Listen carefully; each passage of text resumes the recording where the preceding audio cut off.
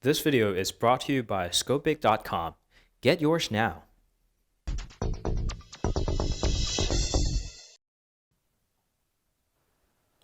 Hey guys, welcome back. This is Phil from Scopic.com, and this is the Vivo Xplay 6, the current flagship with the dual curved display, Snapdragon 820, and 6GB of RAM. That's pretty much everything that you can ask for a flagship smartphone in end of 2016, very end of 2016 and early 2017. So here is the Xplay 6. Opening up the packaging will give us the dual curved display enabled Vivo Xplay 6.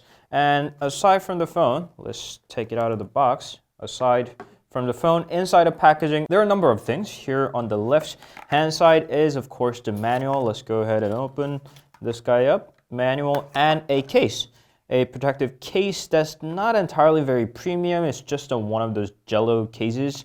Not exactly a nice one. You would probably want to get another. And here on the right hand side is an earphone and the charger, I guess. So we can slide that open, and here we go.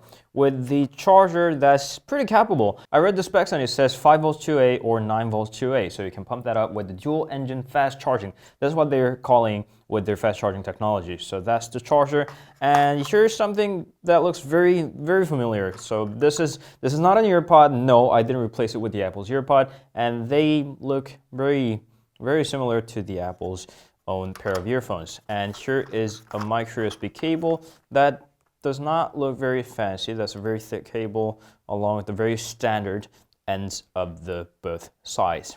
But it's not the cables nor the earphones that we buy our phones for, so we're going to just let it stay there and move on to the flagship from Vivo. So here's the phone itself, and let's make this clear. I'm not the biggest fan of picking who copied whom, but this, I'm not going to stop you if you say it's the front of the Galaxy and the rear of an iPhone, because that's what exactly it looks like. And even on the front side, it's got a dual curved display, probably purchased from Samsung Display, and it looks very similar to that of the Galaxy S7 Edge. There's even closer similarity, but we're going to tell you about that a bit later. So what you see on the front side is a 5.46 inches of a QHD AMOLED display, f2.0 16 megapixel camera, that's pretty high in resolution, receiver and the sensors, and this is fingerprint reader along with the hardware home key, and this presses in the same time. Multitasking key, back key, and on the right you have a power key there along with the volume rocker.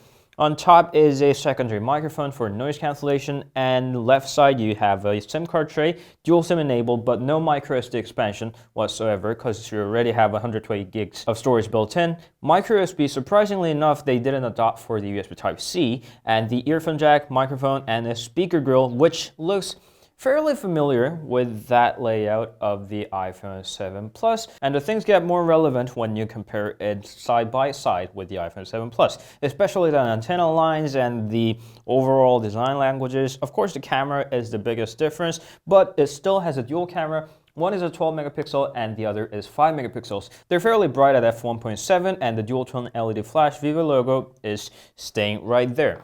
I guess we had enough of the iPhone comparison. Let's turn this on and set this guy up. This is not globally launched, so you will not get many languages. There's English, simplified Chinese, and traditional Chinese for Taiwan and Hong Kong. So we're going to proceed with English. All right, we're done, and I'm not going to blame you if everything looks a bit more familiar than you would like it to. Here's the music.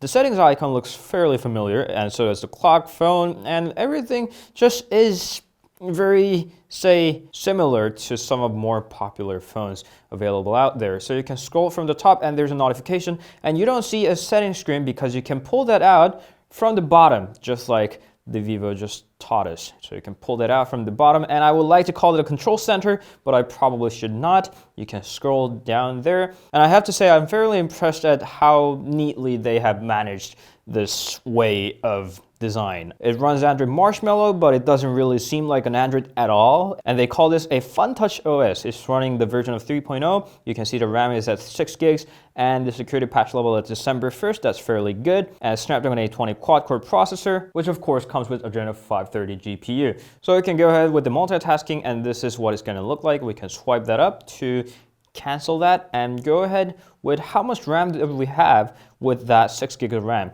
Everything killed, we have 4.12 gigabytes. Let's go ahead, kill everything with the glimpse of a button there and go back to the RAM settings, and we have 4.34 gigabytes left in the RAM storage. The other noticeable feature includes Hi-Fi capability with ES1938 and triple OPA 1622. It supports high fidelity audio. And I feel like you're seeing a bit much of the iOS and not the Galaxy part of it. Here is the always-on display. They call it the always-on clock. So you can show the display on clock on the AMOLED display whenever you wanted to. And there's a bit more to that. You can pull that down from the right-hand side and you see a lot of favorite apps that you can add on that curved edge display, something that you might have seen somewhere else. Aside from those interesting little features, the phone itself seems pretty snappy.